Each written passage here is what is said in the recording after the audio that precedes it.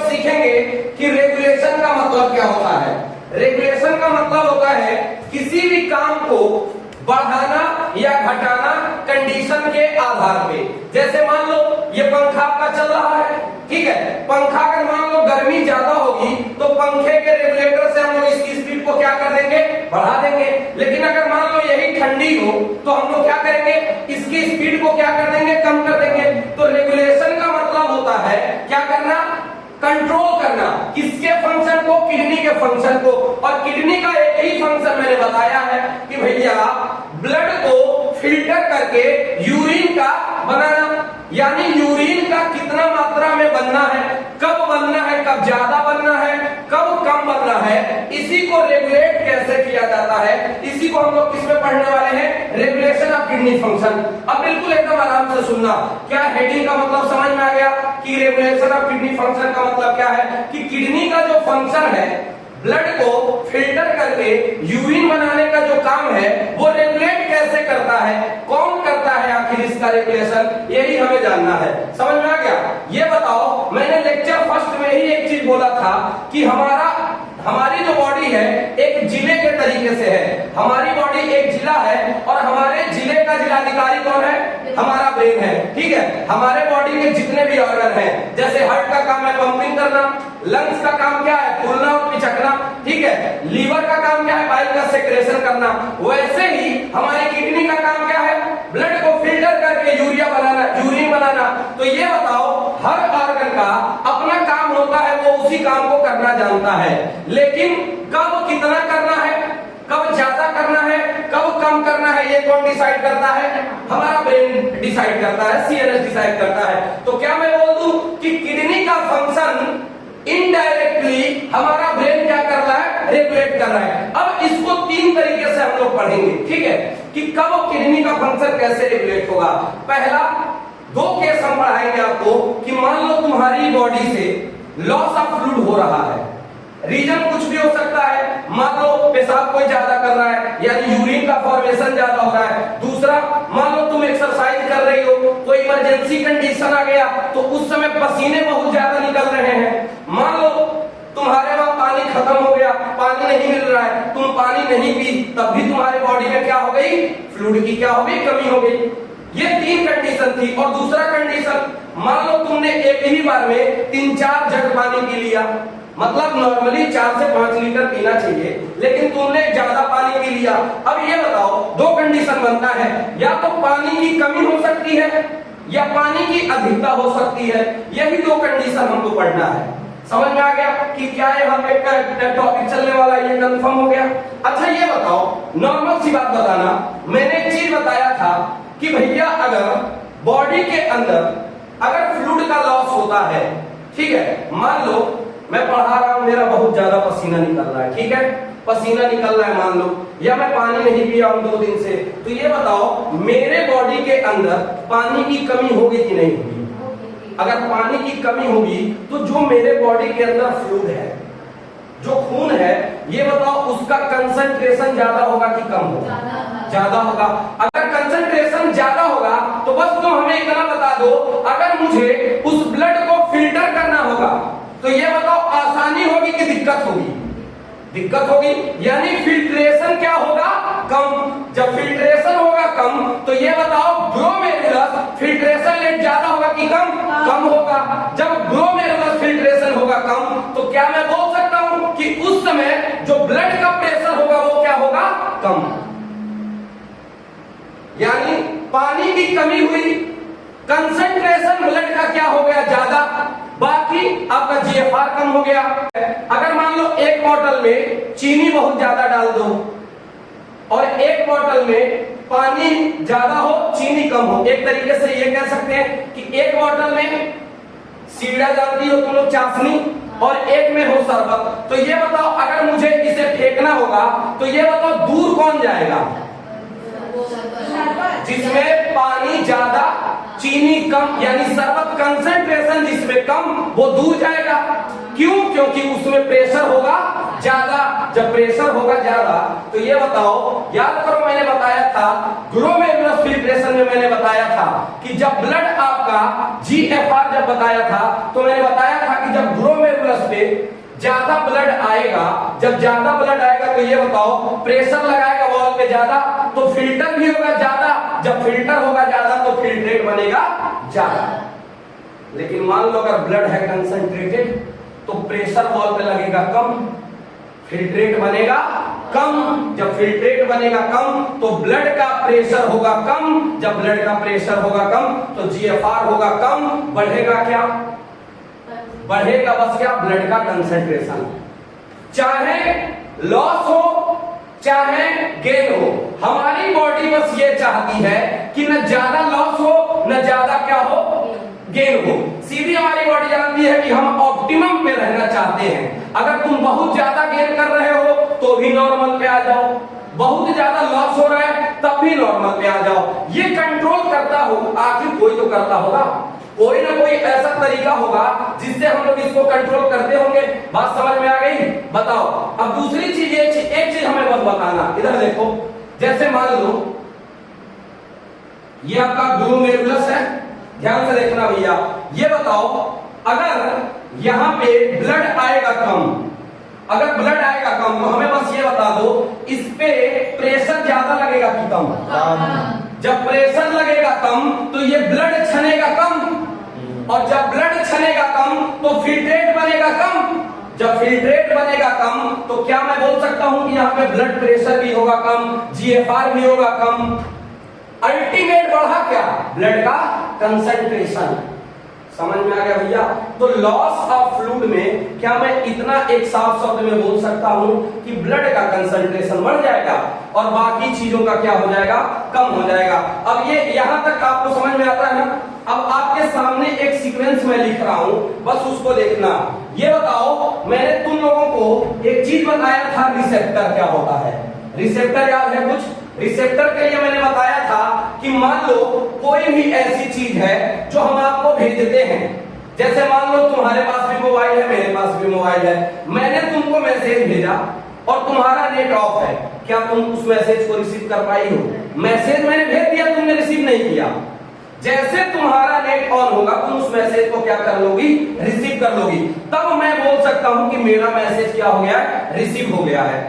अब मैंने मैसेज किया कि स्नेहा तुम ऐसा करो कि प्लग से अपना नोट्स ले लेना। अगर मैंने अपना मैसेज भेजा, तुम्हारा क्या था? नेट बंद था, तो ये बताओ तुम उसको बता पाओगी? नहीं बता पाओगी। जब तक मैसेज मिलेगा नहीं तब तक क्या तुम मैसेज को रीड कर पाई? और जब रीड ही नहीं कर पाओगी तो ट्रांसमिट कैसे कर दोगी?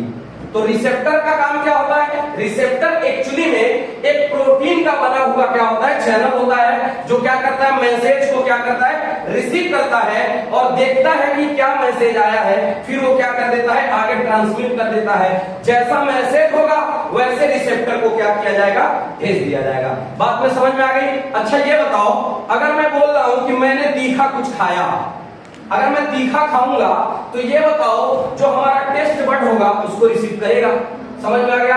अगर मेरे बॉडी में ऑस्मोलैरिटी बढ़ गई तो उसको रिसीव करने वाला कोई ना कोई ऑस्मो रिसेप्टर होगा, होगा कि नहीं? जैसे मैंने याद करिए हार्मोन्स में बताया था कि भैया रिसेप्टर होते हैं और स्पेसिफिक होते हैं और क्या करते हैं? उसी पे बाइंड करते हैं जिसका मैसेज होता है। समझ में आ गया? ऐसा है क्या कि कोई रिसेप्टर किसी का मैसेज बाइंड कर देगा? नहीं ना। यानी स्पेसिफिक होना चाहिए, टारगेटेड होना चाहिए और कैसा होना चाहिए कि भैया जो मैसेज आया उसको हम भेज देंगे। समझ में आ गया? अब ये बताओ अगर मेरे बॉडी में वाटर का लॉस हो गया, कंसंट्रेशन ब्लड की बढ़ गई, तो ये बताइए हमारे बॉडी के अंदर जो ऑस्मो रिसेप्टर होंगे क्या वो एक्टिव हो जाएंगे? हो जाएंगे कि नहीं? हो जाएंगे ना। अब आपके सामने मैं एक चीज लिख रहा हूं, मैं आपसे एक चीज बोलूंगा और पूरा खत्म हो जाएगा।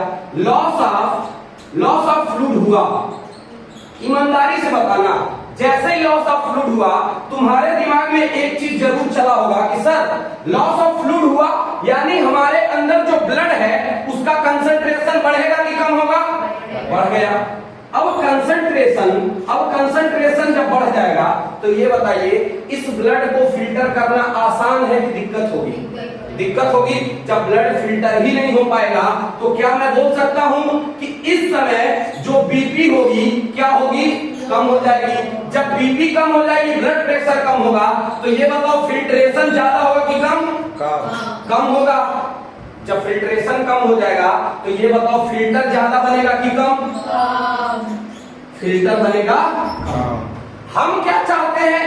हम चाहते हैं कि साहब ये क्या हो जाए, बैक टू क्या हो जाए, नॉर्मल हो जाए। बैक टू क्या हो जाए, नॉर्मल हो जाए। हमें लास्ट में क्या करना है, चाहे बढ़े या घटे, हमें क्या करना है, नॉर्मल करना है, क्योंकि हमारी बॉडी एक परफेक्ट मेटाबॉलिक स्पेस को क्या करती है, सपोर्ट करती है। समझ में आया? अब याद करिए, मैंने कहा था अभी आते ही कहा था कि चाहे बॉडी में इमरजेंसी हो, कोई कंडीशन या कोई नॉर्मल कंडीशन हो, ठीक है, हमारे बॉडी का काम होता है, वो काम करना जानती है, लेकिन कब ज्यादा करना है, कब कम करना है, ये कराने वाला कौन है? ब्रेन है। ब्रेन मैसेज भेजता होगा, जिसको भेजता होगा अभी देखेंगे। कंडीशन नंबर 1 आपके सामने लिख रहे हैं, ये बताओ लॉस ऑफ फ्लूइड हुआ, लॉस ऑफ फ्लूइड हुआ, ठीक है, तो ये बताओ एक्टिवेट क्या होगा, ऑस्मो रिसेप्टर एक्टिवेट होगा कि नहीं? क्या मैं यहां पे लिख सकता हूं एक्टिवेटेड ऑस्मो रिसेप्टर। अब ऑस्मो रिसेप्टर जैसे एक्टिवेट हुआ, ये क्या करेगा, स्टिमुलेट करेगा। स्टिमुलेट करेगा किसको? हाइपोथैलेमस को। आराम से सुनो, मैंने बताया था ब्रेन का पार्ट एक होता है थैलेमस, उसके ऊपर एपिथैलेमस, उसके नीचे हाइपोथैलेमस। और मैंने बताया था बहुत अच्छे से, चाहे भूख हो, चाहे प्यास हो, चाहे लड़ाई हो, चाहे झगड़ा हो, कोई भी अनकंडीशनल अगर इमरजेंसी आती है तो उस समय आपका क्या काम करता है, हाइपोथैलेमस। मैंने बताया था कि भैया पिट्यूटरी क्या होती है, मास्टर ग्लैंड होती है, और मास्टर को भी कौन कंट्रोल कर रहा है, मास्टर साहब मास्टर ग्लैंड, जिसका क्या नाम था, हाइपोथैलेमस। तो क्या मैं बोल सकता हूं कि हाइपोथैलेमस कुछ ऐसा रिलीज करता होगा, कुछ ऐसा रिलीज करता होगा जो आगे क्या काम क्या करता होगा, मैनेज करता होगा। इतनी बात समझ में आती है? अब ध्यान से देखना, जैसे ही ऑस्मो रिसेप्टर क्या होता है, स्टिमुलेट करेगा। स्टिमुलेट किसको करेगा, स्टिमुलेट करेगा किसको, ब्रेन का कौन सरदार, कौन है, हाइपोथैलेमस। हाइपोथैलेमस आपको पता है, हाइपोथैलेमस से दो कंडीशन मैंने बताया था, याद करो। हाइपोथैलेमस से एक नाली मैंने निकाला था जो डायरेक्ट आपके पिट्यूटरी के इंटीरियर या पोस्टीरियर रीजन में आई थी। किसमें आई थी? इंटीरियर मतलब क्या होता है, आगे, पोस्टीरियर मतलब पीछे। तो पोस्टीरियर रीजन पे डायरेक्ट आके वो जुड़ी थी। एक नाली बताया था, पोर्टल सिस्टम, जिसका क्या नाम था, न्यूरो हाइपोफिसिस, नाम याद है? तो ये बताओ जैसे ही स्टिमुलेटेड हुआ, ये एक केमिकल को रिलीज करेगा। क्या करेगा? एक केमिकल को रिलीज करेगा। अब ये बताओ तुम, मान लो अगर मुझे कोई चीज भेजना है तो कोई जगह होनी चाहिए ना। मैंने मैसेज भेज दिया तुम्हें, ठीक, मैंने मैसेज भेजा, कोई जरिया था, कोई रास्ता था ना, ठीक है। तो ये बताओ यहां से जब ये रिलीज कुछ भी करेगा तो कोई ना कोई रास्ता होना चाहिए, कोई ना कोई नाली होनी चाहिए। तो उस नाली का, उस रास्ते का नाम सुनिए, क्या है, न्यूरो हाइपोफिसिस। याद है? इसके माध्यम से ये रिलीज करता है, हमें नहीं पता है क्या रिलीज करता है, अब आप लोग बताएंगे। लॉस ऑफ फ्लूइड हुआ, ऑस्मो रिसेप्टर बाइंड हुआ, तो मैंने ये देखा कि भैया कंसंट्रेशन ब्लड का बढ़ गया है। जब कंसंट्रेशन ब्लड का बढ़ गया है तो बीपी कम हो गई है, बीपी कम हो गई है, जीएफआर हो गया है कम, फिल्ट्रेट बन रहा है कम। तो हम क्या चाहते हैं, इस फिल्ट्रेट को रीएब्जॉर्ब कराना की बढ़ाना चाहते हो, तो कम कराना चाहते हो? भैया रीएब्जॉर्ब करवाओगी ना, हमें क्या करना है, इसको नॉर्मल कराना है। तो हम कुछ ऐसा काम करेंगे कि भैया क्या हो, वाटर के लॉस को हम क्या करें, अब कम कर ले, यानी रीएब्जॉर्ब करवाना चाहेंगे। अब ये बताओ तुम, बस हमें इतना बता दो, इस कंडीशन में पेशाब और ज्यादा बनवाना चाहोगे कि रुकवाना चाहोगे? रुकवाने का एक ही तरीका था कि वाटर को क्या करते हम, रीएब्जॉर्ब करा ले। तो ये बताओ, ये इमरजेंसी कंडीशन आ गई। अब देखना भैया, एक ऐसा हार्मोन निकल रहा है जो क्या कर रहा है, पेशाब जो दुगनी गति से निकलता है। डाई का मतलब क्या होता है, दुगना, यूरेटिक का मतलब होता है यूरिन का दुगने गति से निकलना। तो उसके अगेंस्ट एक हार्मोन काम करना है, नाम देखो, एंटी डाईयूरेटिक हार्मोन। अब नाम पकड़ के बस हमें ये बता दो, ये क्या करता होगा? यूरिन को रुकवाने का काम करता होगा, यूरिन को रुकवाने का काम करता होगा। अब यहां से एक चीज ध्यान से सीखना, एंटी मतलब होता है अगेंस्ट, डाई का मतलब होता है दुगना, यूरेटिक का मतलब होता है यूरिन का बहना। अब ये बताओ, ये बहुत ज्यादा यूरिन को कंट्रोल करेगा? अब इसका फंक्शन सुनो।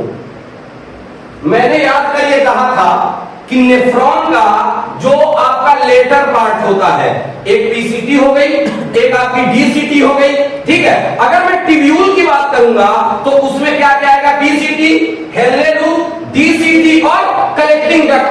अब क्या होता है, ये एंटी डायबिटिक हार्मोन्स का सबसे बड़ा काम होता है कि ये क्या करता है, जो आपके ट्यूबुलर पार्ट की लेटर वाला पार्ट है यानी डीसीटी और कलेक्टिंग डक्ट, उससे ये पानी को बहुत ज्यादा क्या कराता है? रीएब्जॉर्ब। अब ये बताओ, जब पानी का रीएब्जॉर्प्शन ऑफ वाटर फ्रॉम कहां से होगा?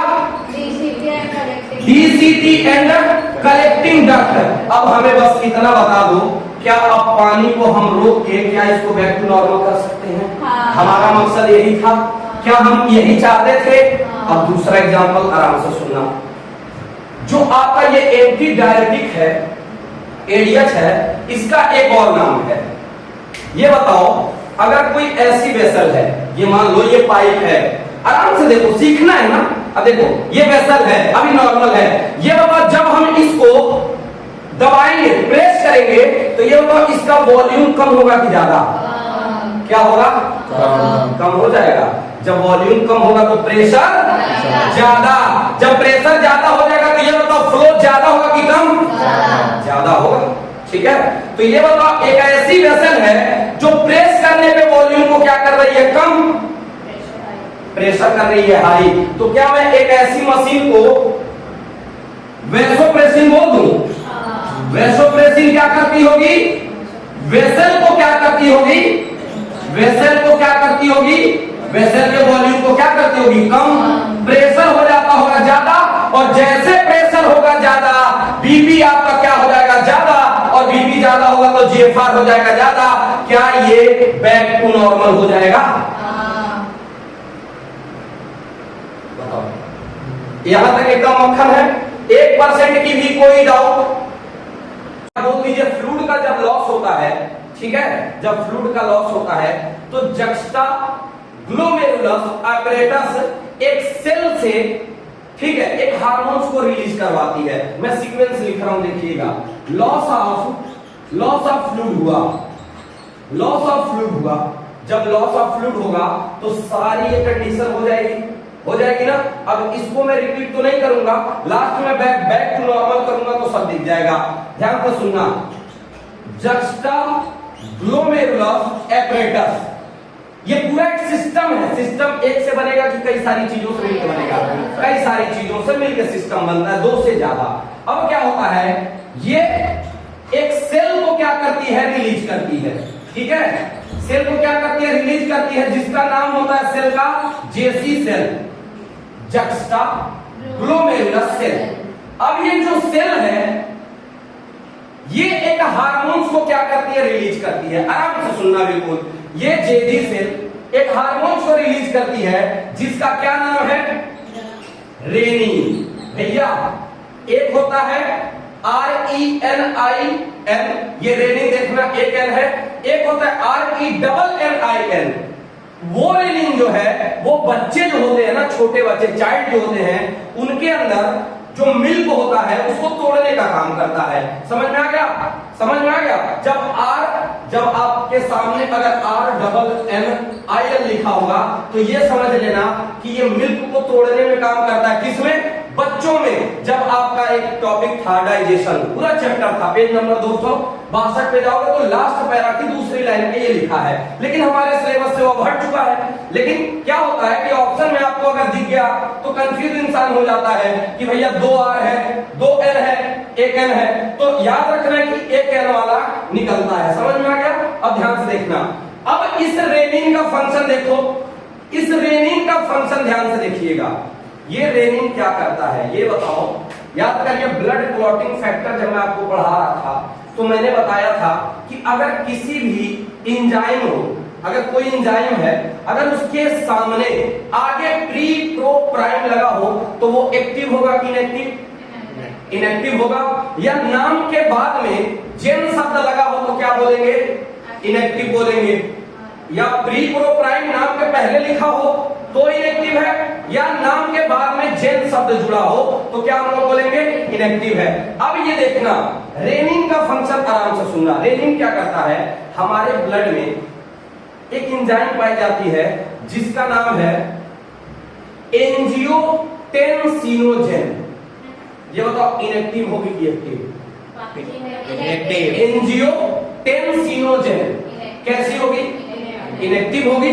अब देखना भैया, याद करो क्लॉटिंग फैक्टर में मैंने फाइब्रिनोजेन, ठीक है, कई सारे ट्रिप्सिनोजेन बताया था। मैंने कहा था कि भैया जितने भी ब्लड के अंदर मैक्सिमम जितने भी आपके एंजाइम होते हैं उनको बनाने वाला कौन है? लीवर।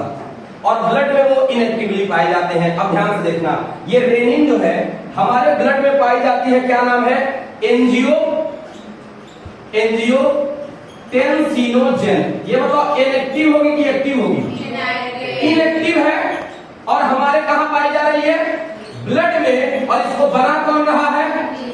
Form by liver. पूरा डिटेल लिख दे रहा है, ठीक है। अब ये क्या करता है, रेनिन क्या करता है, ये जो हमारे ब्लड में एंजियोटेंसिन एंजियोटेंसिनोजेन पाया गया है इसको कन्वर्ट करता है एंजियोटेंसिन में।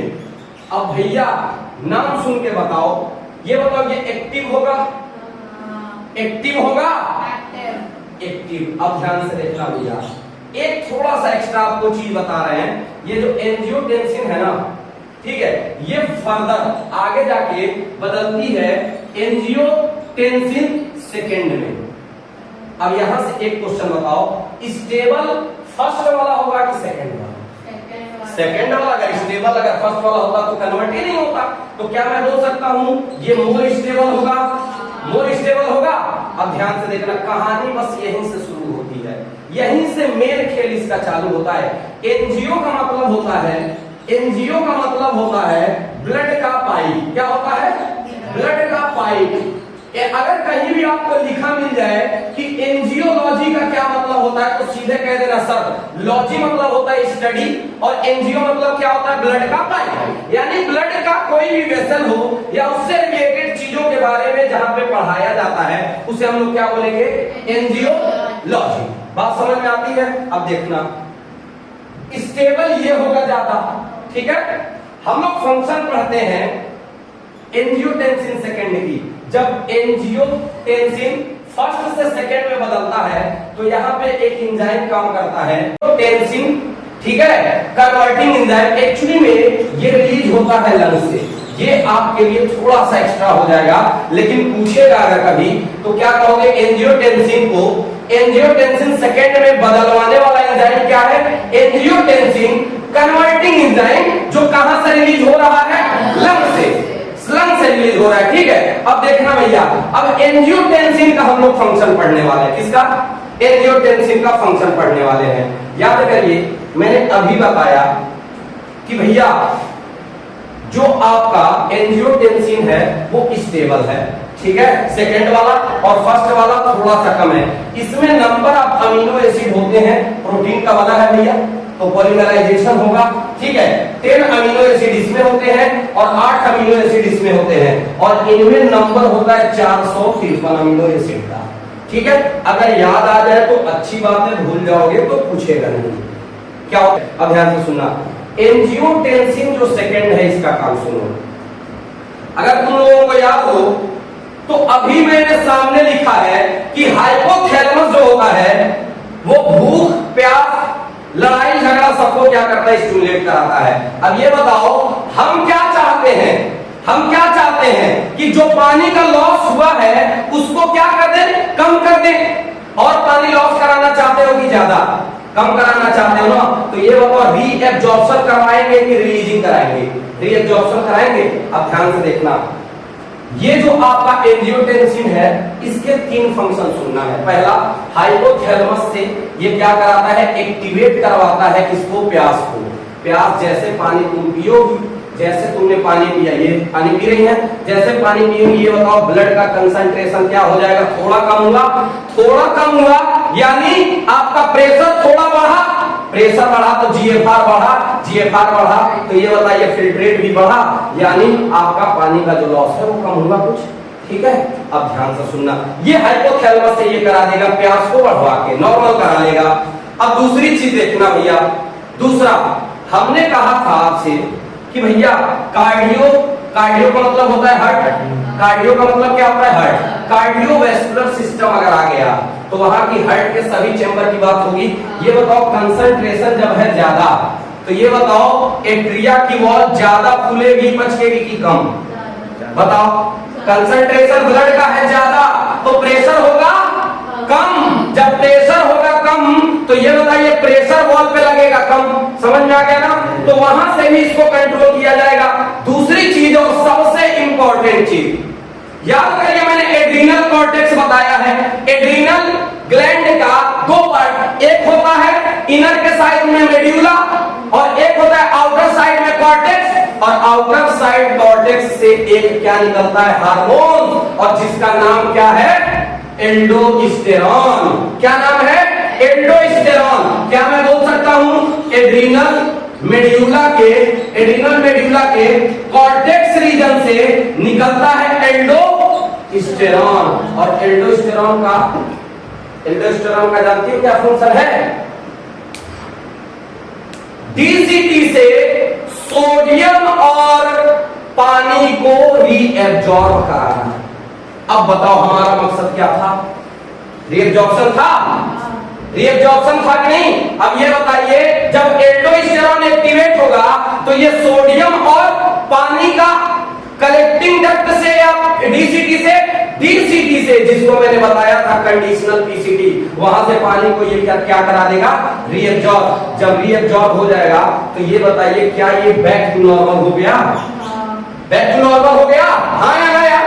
दूसरा कंडीशन, जो एल्डोस्टेरॉन होता है ना, इसका एक और नाम है, एक इसका और नाम है और इसका फंक्शन भी है। ये होता है यहां पे लिख दे, ये होता है यहां पे लिख रहा है, देखना।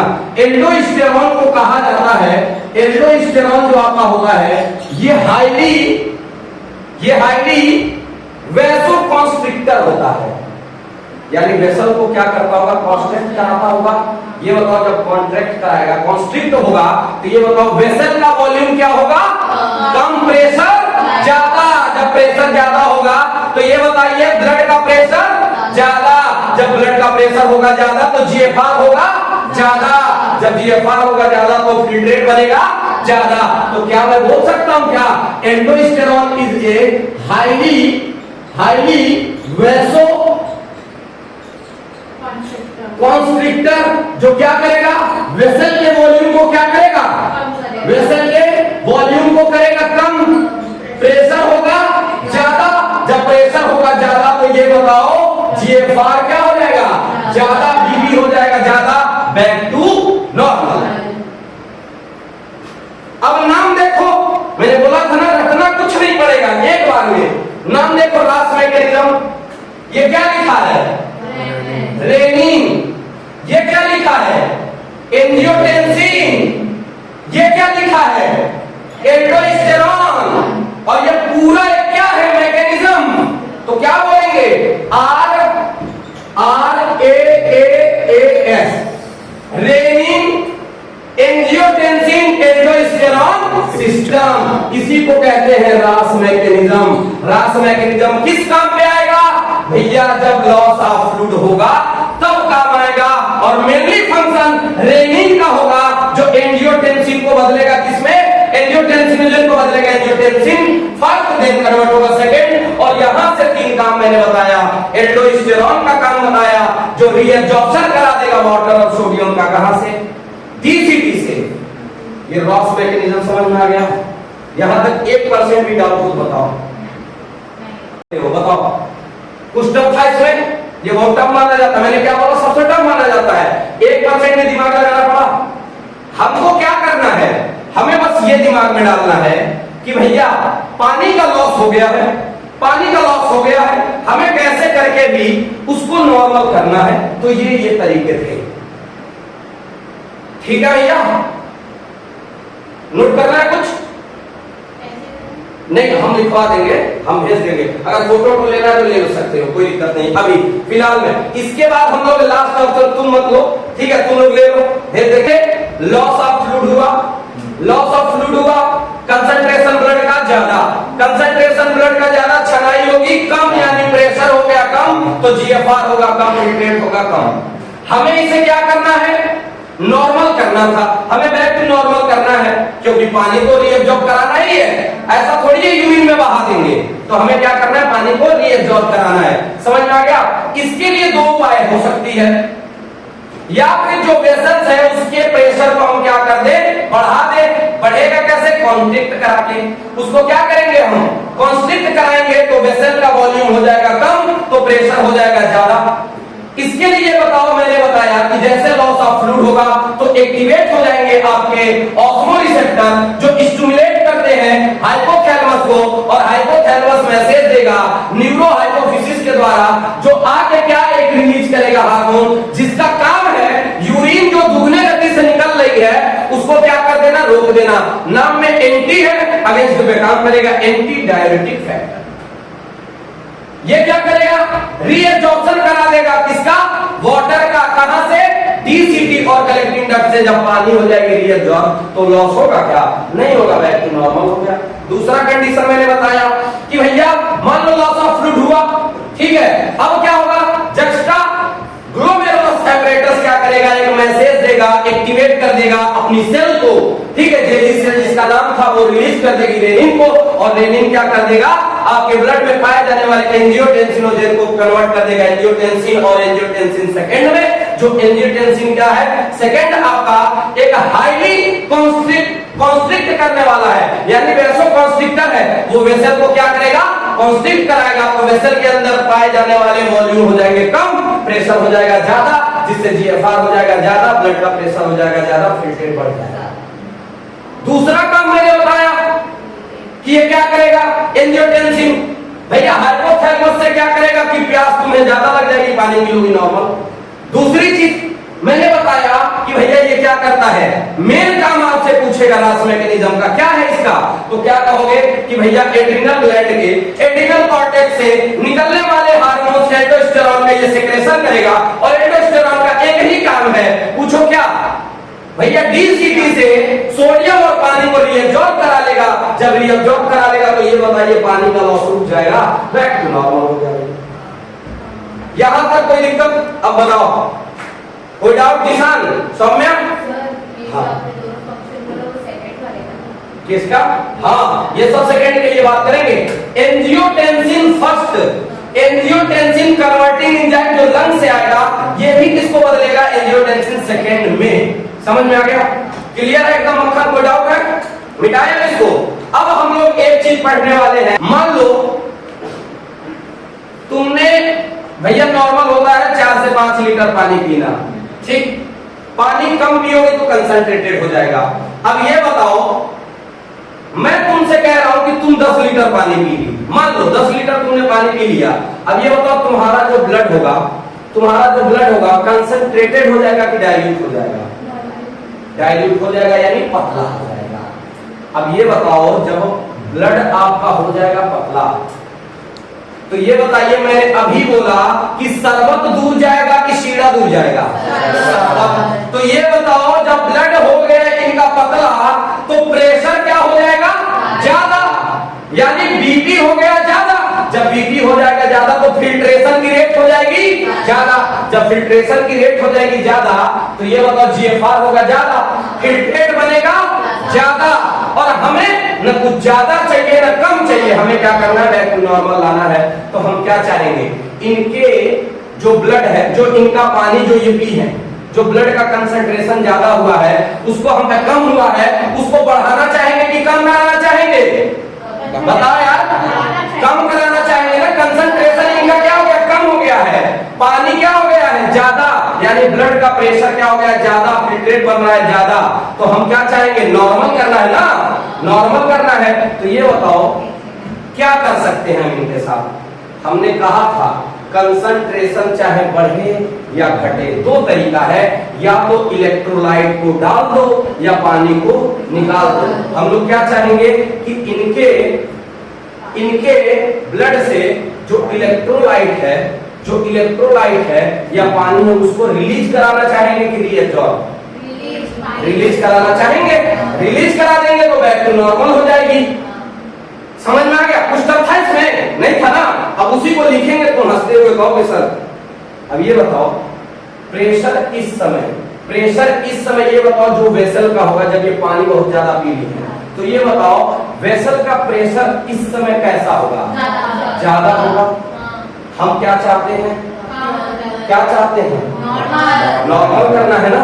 अब भैया ध्यान से सुनना एकदम, जब गेन ऑफ फ्लूइड होता है तब देखना क्या होता है। सोडियम का पहले नाम था, Na जो लिखते हो ना, उसका पहले जो नाम था उसको नेटियम कहा जाता था, पता है ना, N से जो रिप्रेजेंटेशन होता है। हमारे पास एक ऐसा हार्मोन्स है जो सोडियम और पानी के रिलीजिंग को क्या करता है, बढ़ा देता है। अब याद करो जब ये पानी होगा ज्यादा तो ब्लड होगा क्या, कंसंट्रेटेड की डाइल्यूटेड। तो ये बताओ एट्रिया की वॉल पे प्रेशर पड़ेगा ज्यादा कि कम, ज्यादा। तो एट्रिया के वॉल पे इनका प्रेशर लगेगा ज्यादा, जब प्रेशर लगेगा ज्यादा तभी तो फिल्ट्रेट बनेगा ज्यादा। तो एट्रिया की वॉल पे जब लगता है प्रेशर तो एक हार्मोन निकलता है, और उस हार्मोन का जानते हो क्या नाम है, क्या हम बता रहे हैं, सुनो। वो सोडियम को क्या कराता है, निकालने का काम कराता है। सोडियम को क्या करता है, रिलीज कराने का काम करता है। समझ में आ गया, समझ में आ गया? बताओ अब कहां से निकालता है वो, एट्रिया की वॉल से। तो नाम सुनो, एट्रियल नेट्रिटिक फैक्टर ANF। वो क्या करेगा, रिलीज कराएगा ना, रिलीज कराएगा किसको, किसको रिलीज कराएगा, इलेक्ट्रोलाइट यानी सोडियम, ठीक है, और वाटर को रिलीज करा देगा। रिलीज कराने के लिए ये बताओ तुम, उसमें कॉन्ट्रैक्शन हुई है, उसमें कॉन्ट्रैक्शन हुई है कि डायलेशन हुई है, डायलेशन। भैया पाइप जब चौड़ा होगा तो वॉल्यूम तभी तो ज्यादा होगा, वॉल्यूम जब ज्यादा होगा तभी तो पानी ज्यादा निकलेगा, ठीक है। हम क्या चाहेंगे, उसके डायलेशन को, उसका जो पाइप है उसको और डायलेट कर दे, नॉर्मल कर दे ताकि इलेक्ट्रोलाइट ज्यादा निकले। तो ये बताओ वैसोकॉन्स्ट्रिक्टर की तरीके से काम करेगा कि डायलेशन की तरीके से, डायलेशन की तरीके से। तो ANF का दूसरा नाम है, जैसे तुम लोग का घर में कुछ और नाम होता है, स्कूल में कुछ और नाम होता है, तो ANF का, ठीक है, एट्रियल नेट्रिटिक फैक्टर का दूसरा नाम होता है वैसोडाइलेटर। तो ये बताओ वेसल को क्या करता होगा, डायलेट करता होगा, यानी वेसल उसमें क्या होती होगी, नॉर्मल रहती होगी, तभी तो रिलीज ज्यादा होगा। समझ में आ गया? यहाँ तक कोई डाउट? पानी क्या कर लिया है, ज्यादा पी लिया है। पानी जब ज्यादा पी लोगी तो ये बताओ ब्लड का जो होगा कंसंट्रेशन, ब्लड कंसंट्रेशन ये बताओ क्या हो जाएगा, ब्लड कंसंट्रेशन, ठीक। जब ब्लड कंसंट्रेशन होगा कम तो ये बताओ बीपी क्या होगा, ज्यादा। जब बीपी होगा ज्यादा तो GFR क्या होगा, ज्यादा। जब GFR होगा ज्यादा तो बस ये बता दो फिल्ट्रेट कैसा होगा, फिल्ट्रेट होगा ज्यादा। हमें क्या करना है, हमें नॉर्मल करना है। तो तुम ये बताओ तुम क्या चाहोगी, इस ब्लड से पानी को निकालना चाहोगी कि बढ़ाना चाहोगी? अब आया समझ में? फिल्ट्रेट से क्या भैया, ब्लड से पानी को निकाल दोगे तो कंसंट्रेशन क्या हो जाएगा, ज्यादा हो जाएगा ना। कंसंट्रेशन जब ज्यादा होगा तो ये कम हो जाएगा। देखना एकदम आराम से देखो। अब GFR हम चाहते हैं क्या हो जाए, अब याद करो यहां से, ठीक है, ये था भैया, एकदम आराम से सुनना। अगर ये बताओ कंसंट्रेशन है कम तो प्रेशर है ज्यादा, तो ये बताओ ज्यादा आएगा, वॉल पे प्रेशर लगेगा, और जब प्रेशर लगेगा ज्यादा तो ये बताओ यही वॉल कुछ आके रिलीज करती है। अब ये वॉल किसका है, एट्रिया का है। हाइट की वॉल है ना ये। अब ध्यान से देखना, जिससे क्या होगा, एट्रियल वॉल ये बताओ ज्यादा होगी कि कम? एट्रियल वॉल इस समय क्या होगी? ज्यादा। एट्रियल वॉल जब ज्यादा होगी तो ये रिलीज करेगी एक ऐसे हार्मोन्स को जो क्या कराएगा, बताओ, रिलीजिंग कराएगा ना। एट्रिया से पानी को निकलवाएगा कि क्या कराएगा? निकलवाएगा। अब नाम सुनो, एट्रियल नेट्रियूरेटिक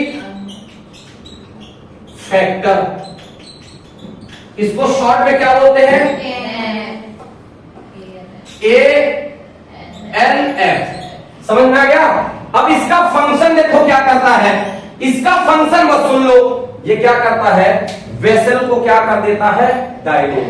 जब वेसल को डायलेट कर देगा तो ये बताओ, वेसल का वॉल्यूम ज्यादा, प्रेशर कम। जब प्रेशर होगा कम, वेसल क्या हो जाएगी? वेसल आपकी क्या हो जाएगी? वॉल्यूम क्या हो जाएगा? ज्यादा, प्रेशर कम। तो ये बताओ, GFR कम, BP कम, ये क्या हो गया? ज्यादा। Back to normal. जैसे बैक टू नॉर्मल होगा, क्या मैं इस फेज को क्या मैं बोल सकता हूं, एट्रियल नेट्रिक फैक्टर जो है NF, ये वैसोडाइलेशन की तरीके से काम कर रहा है। वैसोडाइलेशन। अब बताइए, क्लियर हो गया?